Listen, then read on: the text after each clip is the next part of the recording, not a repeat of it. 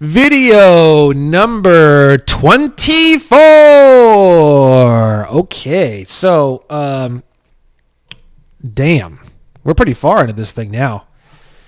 Your mind is probably like mashed potatoes by now. Mashed potatoes. Let's slam into it.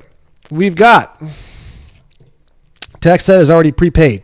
Your trust owes taxes, you don't. Get the book called Dissolve Your Debt and learn how to get all your tax bills to simply evaporate legally. That's true.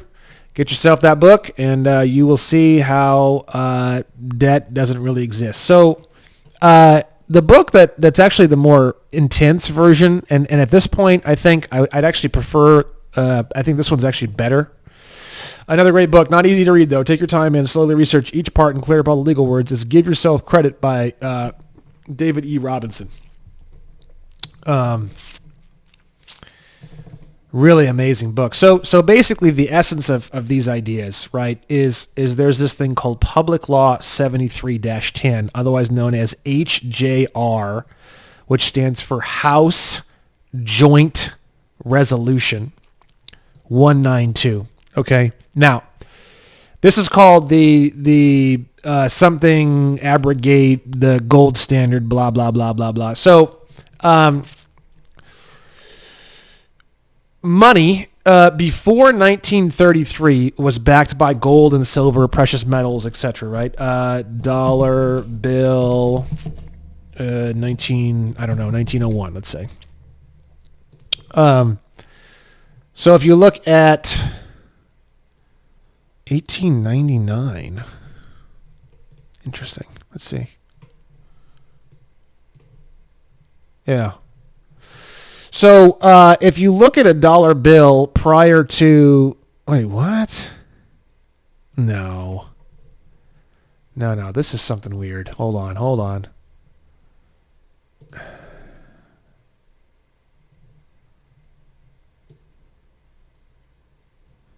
Currency and coin, $10 bison note. Let's see. Really? $1,100 and you can't fuck... Ooh. Okay, let's see here. Bill paid to for the bearer. United States of America. No.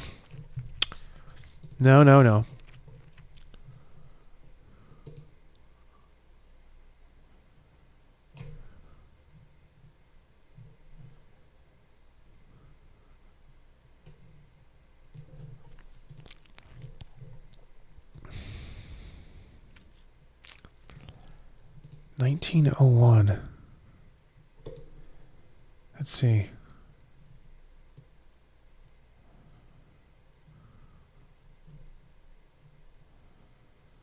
Damn it.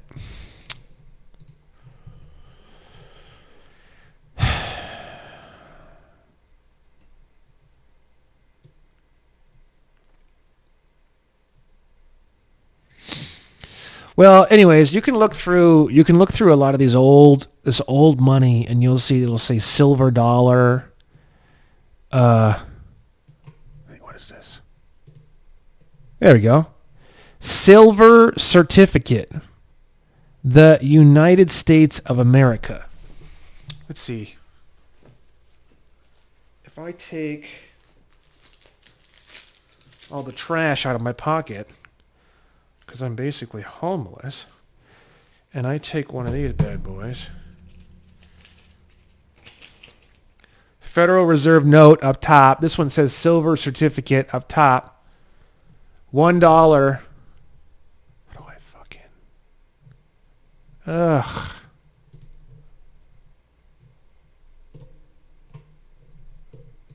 No.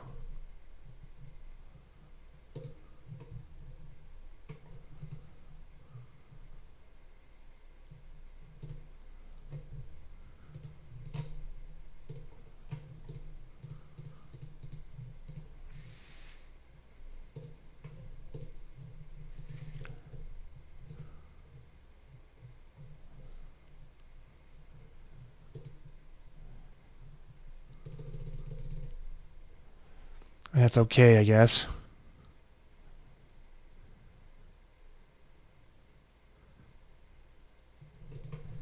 Maybe not. The bottom says something like, what is this? Old $1 bills. How old is that thing? Let's see. 2009.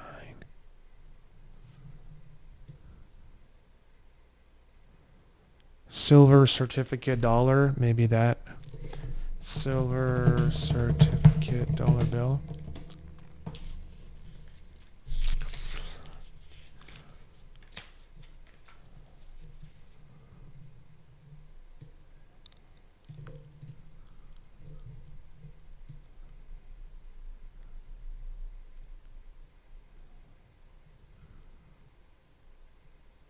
$1878. Jesus Christ. Okay.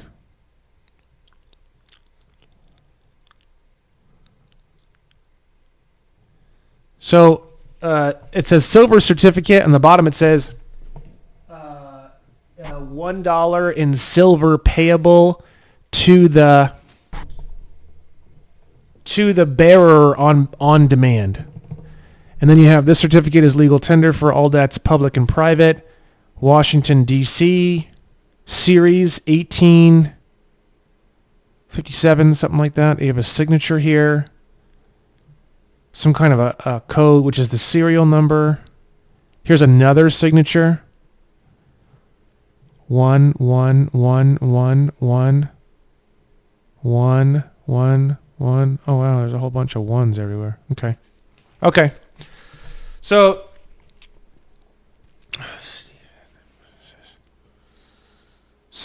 it's similar. It just says Federal Reserve note instead of silver certificate. So what happened was in 1933, they took the dollar off of the gold and silver standard. So you can't exchange your money for silver or gold anymore. That's what it used to be, backed by silver and gold, right? The Nasara Jasara thing I was telling you about, that's going to take everything back to gold and silver, right? So when they suspended the gold standard in the United States in 33, I think it was part of the bankruptcy. So it was bankruptcy, and it was the gold standard being removed, and it was kind of all this shit all rolled up into one. So, like I said before, the 14th Amendment is a period of time when the country really started to go downhill. So if you study all the stuff that happened during that time period, like Lincoln destroying the Congress, and then the Congress stopped holding any meetings for a while, and then the de jure government was bankrupted, and then in 1971 there was the incorporation of the District of Columbia into an incorporated government, and then there was a new incorporated Congress that was created during that time. That time period is when everything went to shit, and it's reason why everything's so fucked up now. Okay, so because incorporated entities have boards of directors, and boards of directors control incorporations. Like, it doesn't take a fucking rocket scientist to figure out that any incorporation's going to have people behind the scenes that are pulling the strings, period. It doesn't mean that a non-incorporated government wouldn't have that. It just means that an incorporated government really, really, really has that. Like 1,000%. It's like obvious. It's like, it doesn't even take a rocket scientist to figure that out at all. And the second thing is that, because a corporation's purpose is to maximum profits to shareholders, it changes the governmental attitude from we're the trustee and we want to benefit the beneficiaries of the public to let's make all the public trustees and then we're going to benefit. And it flips the whole thing, which is what you see in today's society. That's what you're seeing. You're seeing a flipped trust. So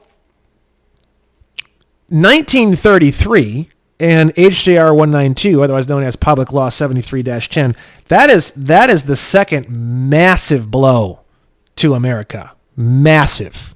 I mean, technically speaking, even today, June 30th, 2022, we're still inside of the bankruptcy proceedings of what happened during this time period.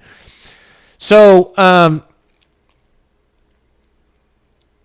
HJR 192, you can look into it more. You can study it more. It basically took all the gold and silver away from everything. It transformed the money into fiat money. And then ever since then, and you can look up inflation calculators and graphs and everything you want. After 1933, that's when we started seeing more and more and more and more inflation. And now, obviously, here we are in 2022, and it's about ready to, it's outrageous. It's just ridiculous. So, in 1933, HJR 192, they suspended the gold standard in silver. Now, if you look at, I believe it's Article 1, Section 10. Let's see here.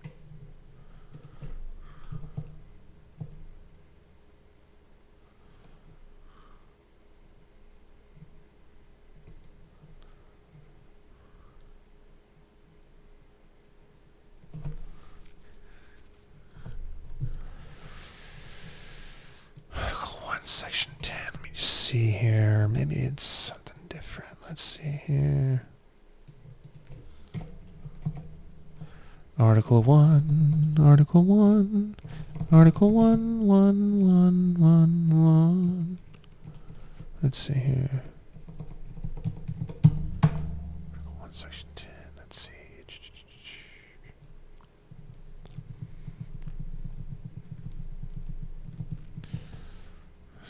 Gold, silver. Let's see here.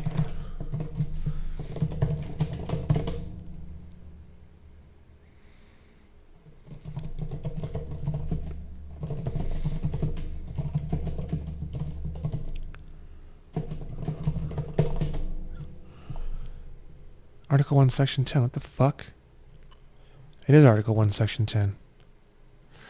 No state shall make anything but gold and silver coin a tender in payment of debts. Now look at that. No state. State is in lowercase, so it's referring to the 50 states of the Republic of America. Shall make anything, so object or whatever, but gold and silver coin, which is pretty wild. It says coin. That means not paper dollars, not slices of paper, not anything, but it's specifically coin, a tender in payments of debts, right? So now you think to yourself, well, Brandon, I'm not going to be a fucking dumbass and assume the definitions of words. So why don't we go and look up the definition of the word tender? Oh, fuck my ass. Tender.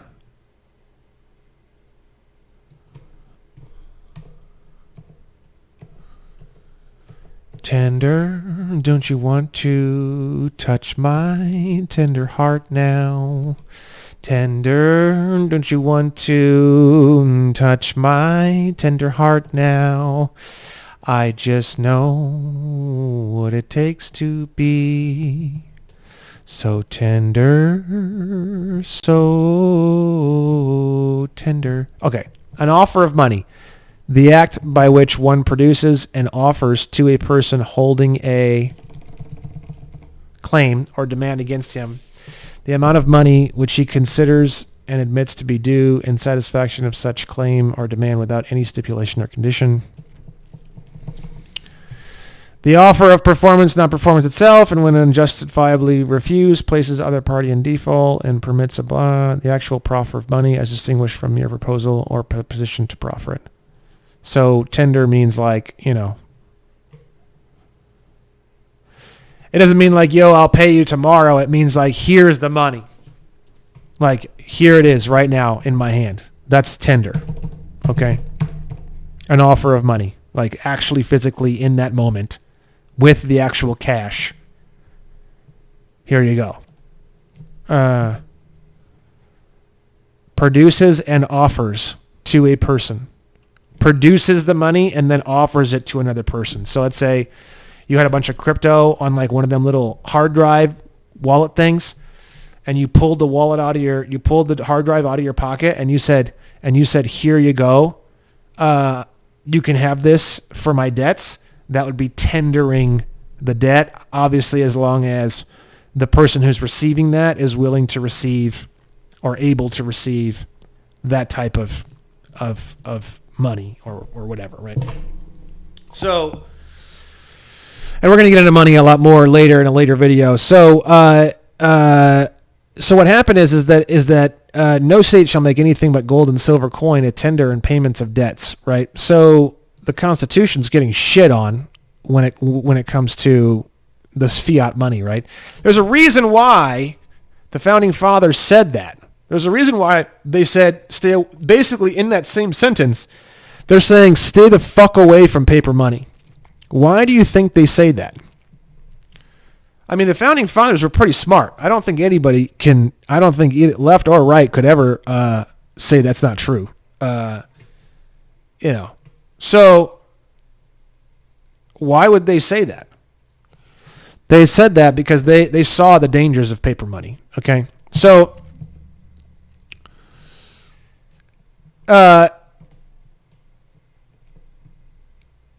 money by definition is gold or silver because of what the Constitution says and stuff like that, which we're going to get into later. Okay, but when the USA declared bankruptcy in 1933, it made all the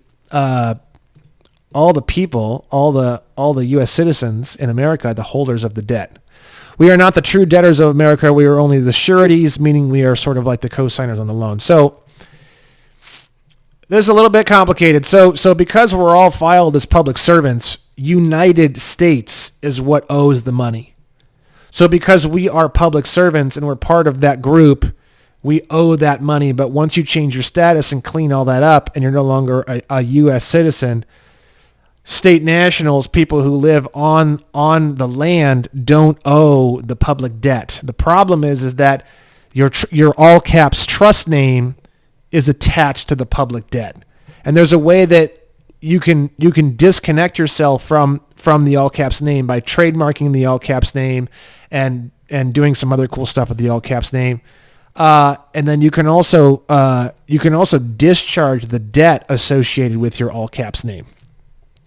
And the way that you can do that is you can do it through building a special type of bond account. You can do what's called a UCC1 lien on your all caps name.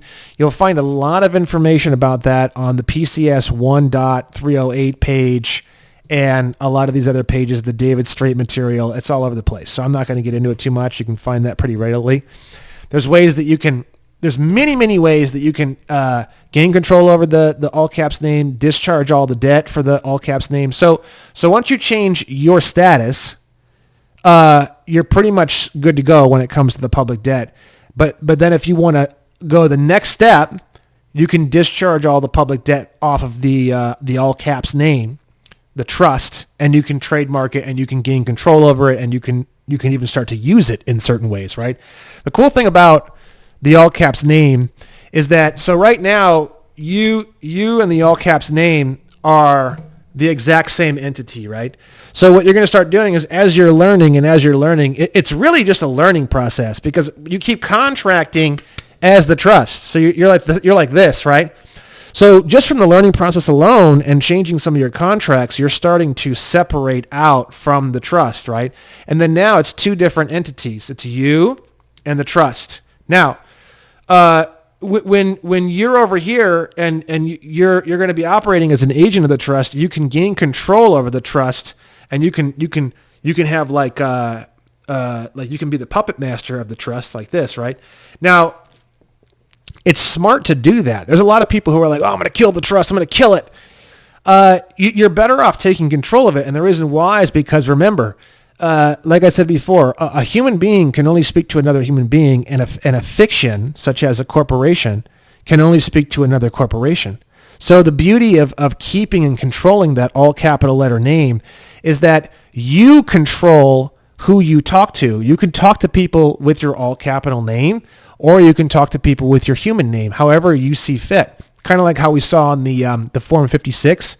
It's two different entities. It's like you basically own your own business, right? Now, the thing is that on the other end of the spectrum, you have a lot more control if you keep the trust and you control it, because when someone writes to you in all capital letters, you can choose how you want to respond to it. You're basically like operating as two different people. It's fucking cool. It's actually really powerful for you to do that. Okay.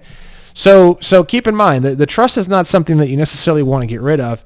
It's something that you want to learn about it. You want to learn how it works. You want to learn how it's structured. You want to learn how to discharge any debt associated with it, how to gain control of it. Right now, they control it. So you're going to gain control over it, and you're going to own it, and you're going to discharge the debt off of it, and then it's going to be yours to use as you see fit. Okay? So, again, that goes back to people who are sad that they signed for their kids' birth certificate and social security number. If you follow all this stuff up and you do all the different things and you discharge the debt and you take control of the trust, it can be a great asset to have. And now you have it and now you control it. So is it really the end of the world that the kid, that someone signed for your birth certificate and your SS5? No. It's just, there's just these extra steps that you need to take and learn. Okay. So, the all caps name is more in the system than you are at that point, right? So what happens is that I should probably just draw this out. So what happens is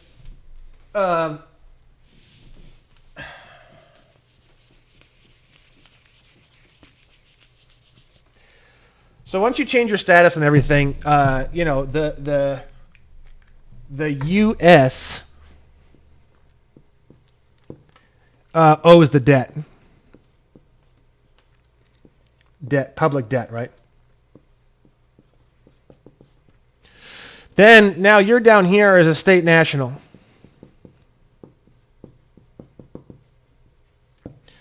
Now the U.S.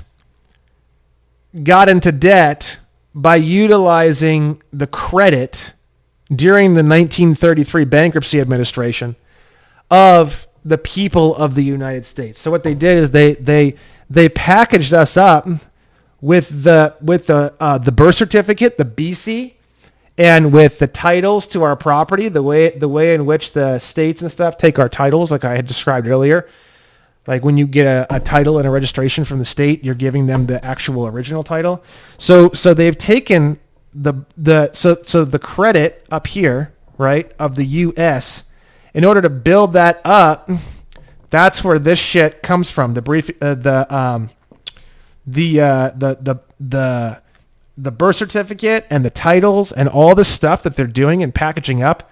They feed all of that into the credit to the United States.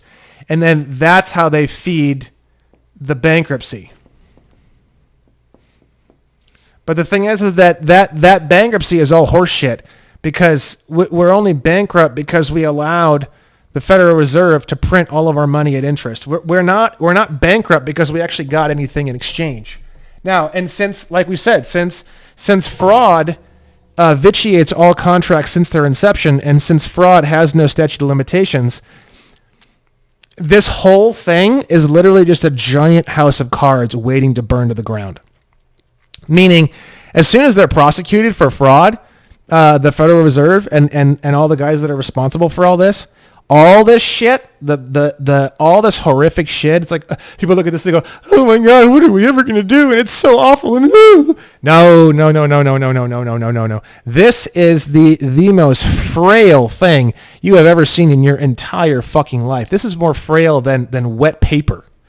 So what happens is that once the original debt becomes fraudulent in a court of law, all of this, the United States dissolves. All of the credit dissolves, all of the birth certificates all dissolve, all the people who have it, no matter who's traded it, no matter who has it, it's all gone. The Social Security stuff's all gone. All the state titles to all of our property, everything instantaneously vanishes. And we wind up in a completely de jure vacuum. So it's not overwhelming at all. None of this is even remotely or slightly or even, it's actually hilarious how weak it all is. Absolutely hysterical. There is absolutely, positively zero foundation in any of this. So, the entire bankruptcy of 1933 is based off of this idea that we're bankrupt, quote unquote, over this whole printing the money at interest. So really all we have to do, and I'm not kidding when I say this, the Great Awakening is for enough people to realize this and then demand that it be fixed. Once the society hits that point, it's going to be like a critical mass point.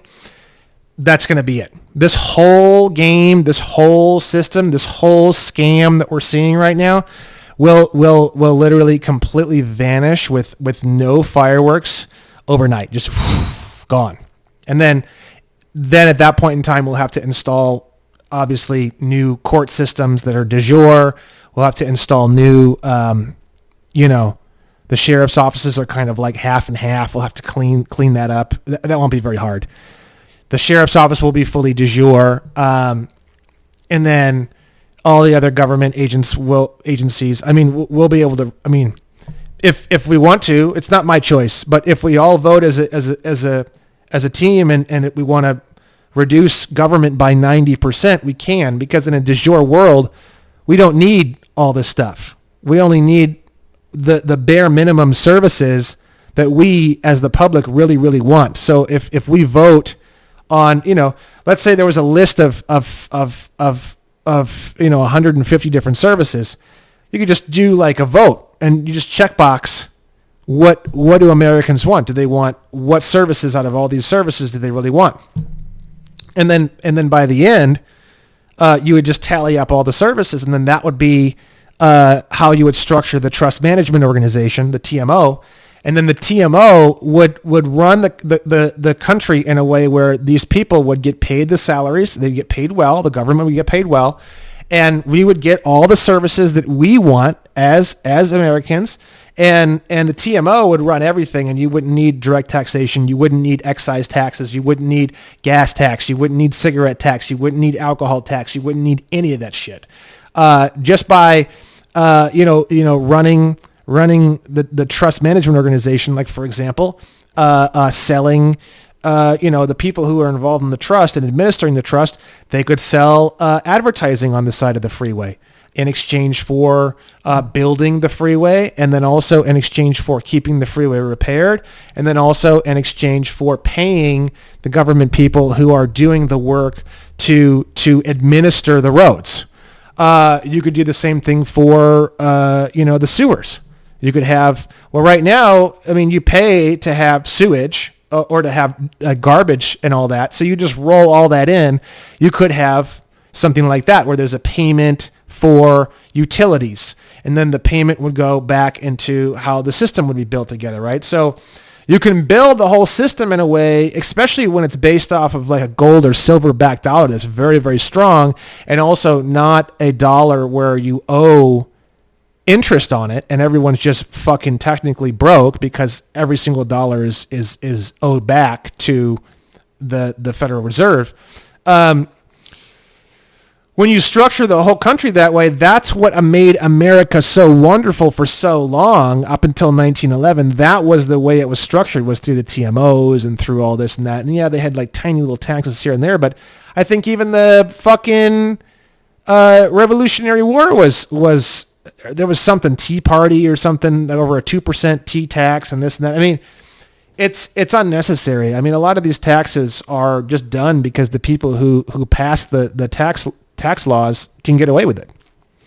If I can get away with charging the 13% sales tax, then I'll do it. That's kind of their viewpoint on it, right? So we as Americans, and it's the reason why the Second Amendment exists.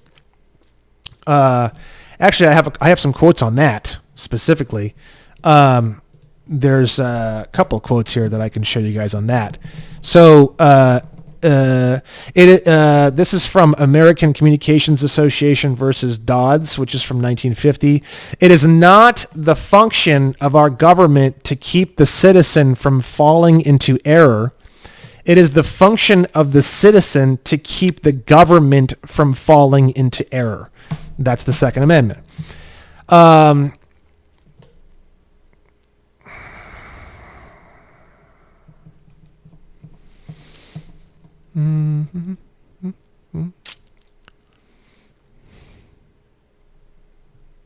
We already went over this. This is about how the Constitution doesn't give you rights. It's nothing more than just a communication of God-given rights. The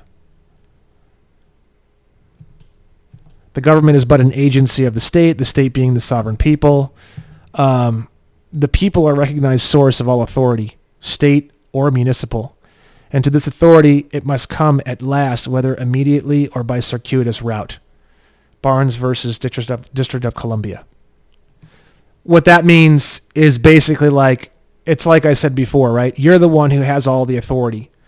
When you contract or give it away, basically every single time you come in contact with any government agency or any contract or anything, what they're trying to do, essentially, if you really, really break it down into its barest form, they're trying to get you to willingly give up or transfer the authority of which you have to them. That's all they're trying to do. That's all almost anyone's trying to do to you at all times. That is the flipping of the trust. That's how it works. You get pulled over on the side of the road, and they're trying to get you to behave in a way that shows that they're superior to you, and then you're less than they are, and that gives them, authority. And once they have authority, they have jurisdiction, and that's really all law is. Law is not a thinking thing. It doesn't have to do with all these facts and stuff like what you see in the movies and stuff like that. Okay, it's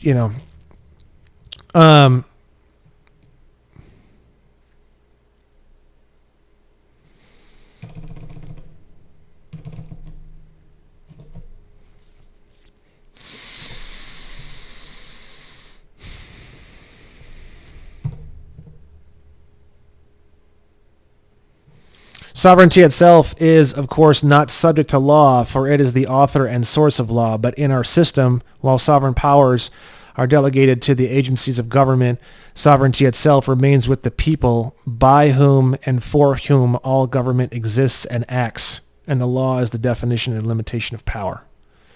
Yick Wo v. Hopkins versus Hopkins. So, I think I lost track of where I was at a little bit on this one.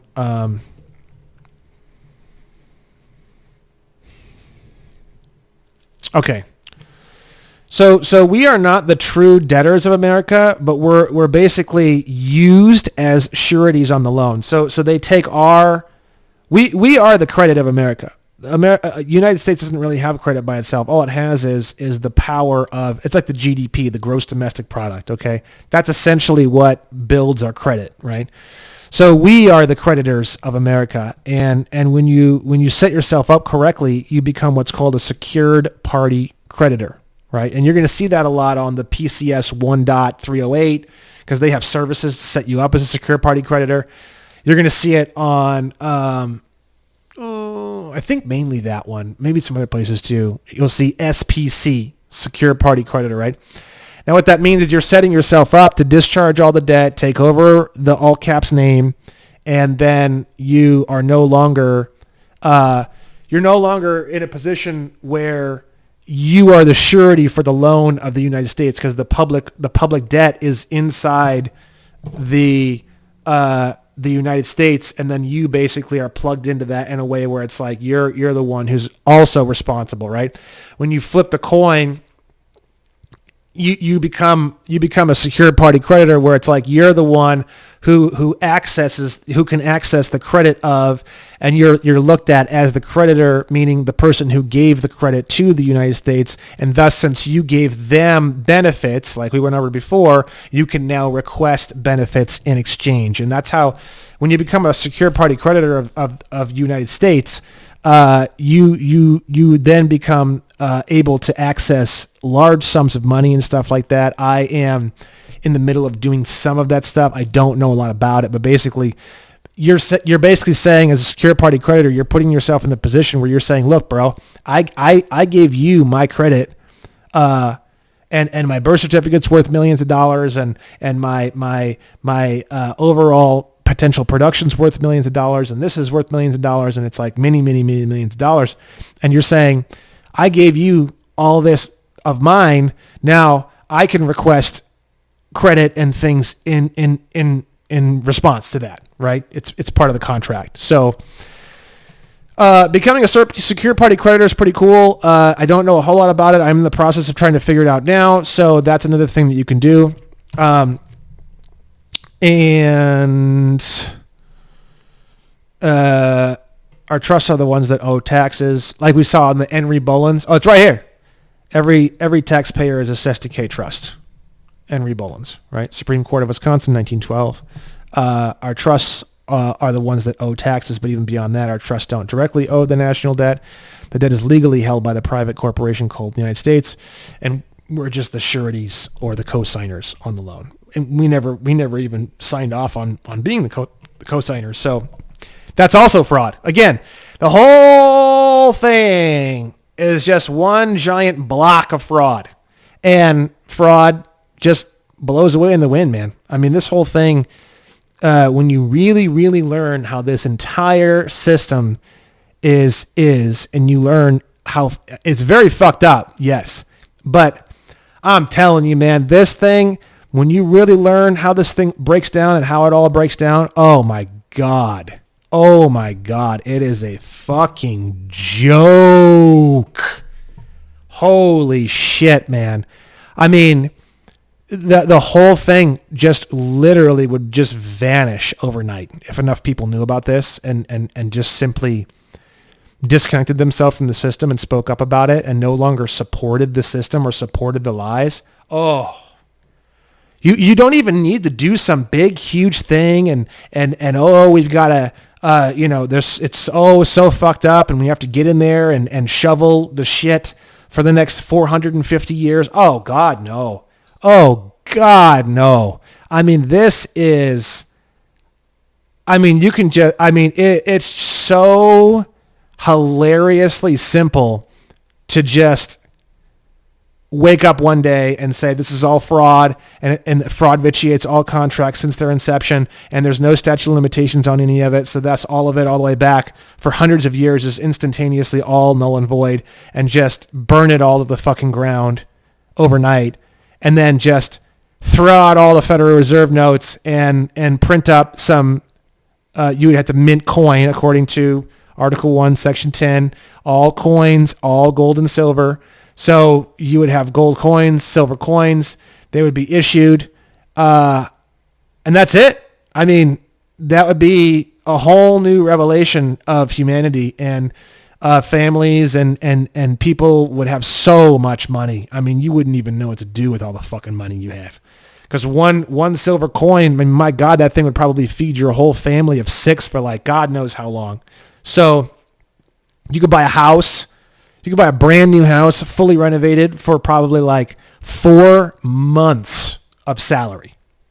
That is literally, I'm not kidding. That's literally what the world would be like if this really happened, and you have Nisara Jisara and you have the de jure, and it comes back, and the true honest to God America, which is just underneath the surface, just waiting to be freed. If that happened, that's the world we'd live in. We'd live in a world of common law where you'd have very little police presence. Everybody would have their own firearm, and I mean everybody. Justice would be, between individuals to sort out for themselves. If they want to go out back and shoot each other, well, fuck it. It would be a bit of the Wild West, but is that really so bad? I mean, I would love that. Total freedom. The marketplace would be complete freedom. There'd be no statute. There'd be no anything. Obviously, one of the ways that they keep a tight lid on all this stuff too is these big, huge scams like fucking climate change. climate change, right? So there's only one human being on the entire planet that's ever been to both the North Pole and the South Pole. His name is Dan S. Pena. I mentioned him before at the beginning of the course. He's a very, very badass business guy. If you go on YouTube, you can look up a video about him talking about climate change. And if you go to he went to the North Pole and the South Pole. The scientists at both the North Pole and the South Pole literally laughed in his face when he brought up climate change. And they actually have the glaciers and they have all the research and everything like that. And he's the only person in the world that's been to both poles. And it is complete and utter hogwash. Total. And they do it because A, it makes them a lot of money, and because B, they can use it to regulate industries. They say, oh, the productivity of this and the usage of this and all this. And the whole thing is completely made up. They just basically take these graphs and they just alter the graphs a little bit to make them look a certain way. It's real easy to doctor up graphs, by the way. I mean, I've done it a long time ago before I had a fucking brain. So, yeah, it's all tied into the system. I mean, it's literally all tied in the system. And if we had the full de jure and we had a Nasara Jassara and we prosecuted for fraud, it would be game over real fast. So I know there's a lot of people who are out there who are worried about what's going on in the world and the future and everything else. And I hope that this video gives you a little bit of peace of mind knowing that it's about everything that's going on in the world that you see. It's about as serious as having the sniffles. I'm not kidding. It's a joke, a fucking joke. So I hope that makes your life a little easier to live and maybe kind of chills out your universe a little bit. And that's all we're going to do for video number 24. And I will see you guys at video number 25. Bye-bye.